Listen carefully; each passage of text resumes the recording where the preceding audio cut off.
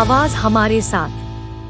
भाजपा के राष्ट्रीय प्रवक्ता राज्यसभा सांसद सुधांशु त्रिवेदी राजधानी भोपाल पहुंचे, जहां उन्होंने प्रेस वार्ता आयोजित कर राम मंदिर के मुद्दे पर कांग्रेस से कई सवाल करे हैं। सुधांशु त्रिवेदी ने कहा है कि कांग्रेस पार्टी का पुराना रोग है, वो फिर राम मंदिर को लेकर चुनाव आयोग गए हैं। आपको बता दें कि राम से आपत्ति है, उन्होंने कहा कि या फिर मंदिर से आपत्ति है। वो कहते हैं कि बाबरी मस्जिद शहीद हो गई, ये कोर्ट की अवहेलना है। कोर्ट में राम मंदिर केस में राम जन्मभूमि बाबरी परिसर का जिक्र है, न कि बाबरी मस्जिद। सुधांशु त्रिवेदी ने कहा कि इंदिरा जी के समय जब खंबे सामने आए तो कोर्ट से खुदाई पर स्टे लगवा दिया गया। वो इनके ही नेता थे जो वकील का चोला पहनकर राम मंदिर का विरोध करते रहे। कांग्रेस के पास विकास जन कल्याण पर बात करने के लिए कुछ नहीं है, इसलिए सनातन पर प्रहार कर रहे। कांग्रेस भारत में विभाजन के आधार पर लेना चाहती है सत्ता।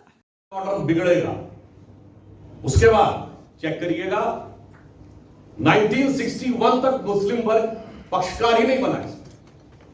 के मोहम्मद जो कि आर्कियोलॉजिकल सर्वे के ज्वाइंट डायरेक्टर है, उन्होंने अपनी किताब में लिखा कि मुस्लिम समाज में विचार था कि हमें इस चक्कर में नहीं पढ़ना चाहिए, पर टाइटल सूट में 12 साल की मियाद होती, जब उसमें 11 दिन रह गए थे, दिसंबर 1961 में पक्षकार था। किसने बनवाया? प्रेरित करके बनवाया।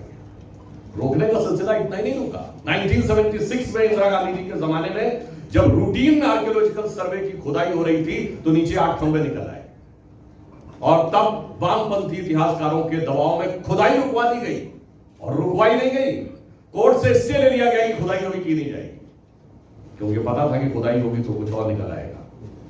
और उसके बाद मैं याद दिलाना चाहता हूं, मगर क्या करें, टेक्नोलॉजी ने मार दिया।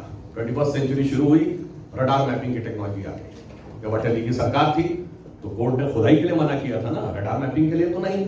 तो रडार मैपिंग की गई। लाइक सर्जरी प्रोहिबिटेड अगर है तो अल्ट्रासाउंड तो नहीं ना, तो उसकी रिपोर्ट प्रस्तुत कर दी गई, तो कोर्ट ने परमिशन दे दी। 2003 में खुदाई में सब कुछ निकल आया।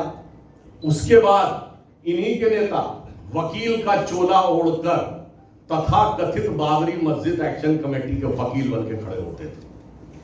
इन्हीं के नेता, याद करिए, श्री पीवी नरसिम्हा राव ने 7 दिसंबर 1992 को कहा कि हम बाबरी मस्जिद दोबारा तामील करेंगे। देश की एक प्रतिष्ठित पत्रिका को इंटरव्यू देते हुए 15 जनवरी 1993 को उन्होंने फिर रिट्रेक्ट किया, और उत्तर प्रदेश के तत्कालीन मुख्यमंत्री मुलायम सिंह यादव जी ने फ्लोर ऑफ द हाउस पे बात बोली। जबकि एक और बात है, ये कह के सिर्फ वो देश की जनभावना का अपमान ही नहीं कर रहे थे, सांप्रदायिक वातावरण ही बिगाड़ नहीं रहे थे, इस्लाम धर्म का अपमान भी कर रहे थे, क्योंकि इस्लाम के मान्यता के अनुसार तो वो काफिर है, और काफिर को मस्जिद तामील करने का हक नहीं है, और संविधान का अपमान कर रहे थे। How can a prime minister and chief minister से कि वो मस्जिद बनवाएगा? हमारा बहुत साफ कहना था, हम मंदिर नहीं बना रहे थे, मंदिर निर्माण का मार्ग प्रशस्त कर रहे थे। मंदिर निर्माण का काम श्री राम जन्मभूमि समिति और संतों का था। फिर मैं पूछना चाहता हूं, ये वही मध्य प्रदेश है? हम लोग तो उस समय स्टूडेंट लाइफ में थे, जिस समय पटवा जी की सरकार थी यहाँ 1990 कार सेवा के समय, जब मध्य प्रदेश से कार सेवक जा रहे थे तो ग्वालियर से झांसी की रोड के ऊपर, झांसी में कोई जाने ना पाए तो दीवार बना दी गई थी अस्थायी। और उस समय मुलायम सिंह जी की सरकार कांग्रेस के समर्थन से चल रही थी, क्योंकि बीजेपी ने 24 अक्टूबर 1990 को समर्थन वापस ले लिया था, जब समस्तीपुर में अडवाणी जी की यात्रा को रोका गया था। तो आप समझिए, दीवार लगा दी गई थी कि यहां से कोई जाने ना पाए। और जब 6 दिसंबर 92 की घटना हुई तो यूपी में समझ में आता था कि मध्य प्रदेश की सरकार क्यों बर्खास्त की गई थी।